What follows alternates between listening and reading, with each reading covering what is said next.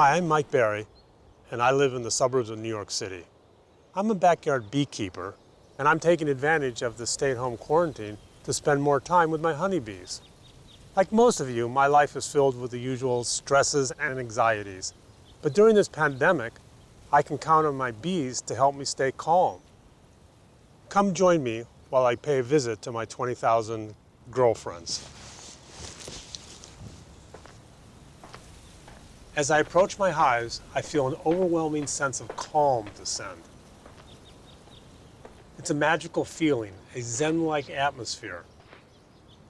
I'm entering another world. It sharpens my concentration and makes me slow my pace way down. I love it.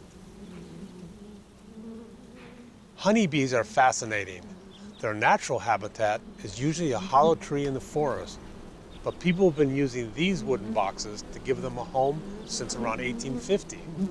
You probably noticed them out in the countryside, but now they are common everywhere, like here in my backyard. A hive has only one small entrance, where the bees come and go. They get all their nourishment from going out foraging for nectar and pollen from flowers. Ultimately, their honey will taste like the flowers they visit. Before I disturb them, I put in a bit of smoke to calm them down. Each hive is its own isolated community, and the community mentality is what fascinates me the most. There are maybe 15,000 bees inside, but people always refer to the hive as a singular entity, like the hive decides when to swarm, or the hive decides when to replace the queen. Inside this box is a very complicated universe. They don't have a board of directors or elected officials, but from birth, each bee knows their job and performs it for the good of all. Remember, it's completely dark inside, except for the small amount of light that comes in through the entrance. And the bees are able to communicate in intricate ways, mainly by pheromones and smell. There is one queen and 10 to 20,000 worker bees, all female, who do the heavy lifting. About 10% of the population are male drones, who get a bad rap because they don't help out with the basic running of the hive. Sound familiar?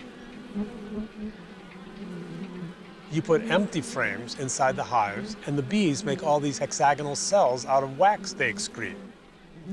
Again, this is such an unbelievable undertaking if you think about it. How do they know how to make each cell the perfect size and shape? These cells are used for everything they need.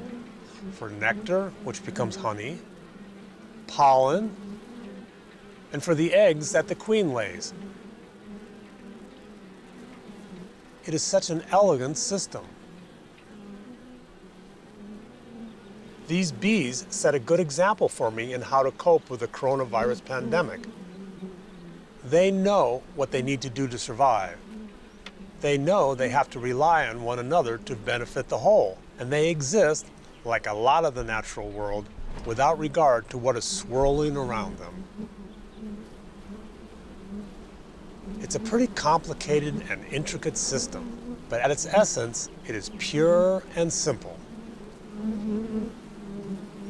Did you know that a third of the food we eat needs to be pollinated by honeybees? You've probably heard that honeybees are not doing well. They are under attack by insecticides, parasites, loss of habitat, and now these Asian murder hornets. Keeping bees is my small way of contributing to their survival. It's easy and fun, and it's nothing to be intimidated by. You can do it almost anywhere, even on urban rooftops. And the honey tastes even sweeter when you've had a hand in making it.